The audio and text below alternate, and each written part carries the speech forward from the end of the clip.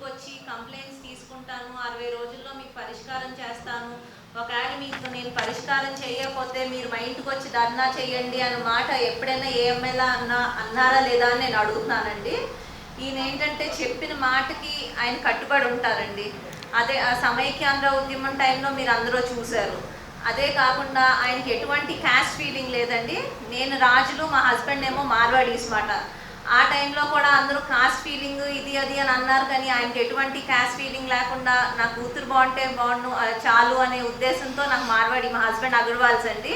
So it's completely south and north combination మాట మాది. అలాంటి వర్గాలకి ఏది భేదాలు ఏమీ లేకుండా కూడా ఆయన మాకు నేను ఈరోజు హ్యాపీగా ఉన్నా అంటే కారణం మా నాన్నగారండి. సో మీరు తప్పకుండా కూడా మీరు బీజేపీకే ఓటు అని కాదండి, ఆయన చెప్పింది కూడా ఏంటంటే మీకు సరైన వ్యక్తి ఎవరు అనిపిస్తే వాళ్ళకి ఓటేయండి. మీ ఓటు అనేది మీరు వినియోగించుకోండి, అంతేకాని బీజేపీకి వేయండి లేకపోతే కాంగ్రెస్కి వేయండి అని అనట్లేదు. మీరు మీ అంతటా ఆలోచించుకుని మీరు కరెక్ట్ అనుకున్న వ్యక్తికి ఓటేసి మీరు రేపు పొద్దున మీకు ఏదైనా సమస్య ఉంటే మీరు వెళ్ళి అడిగేటట్టు ఉండే వ్యక్తికి ఓటేయండి అని చెప్పి అంటున్నారండి. థ్యాంక్ యూ అండి.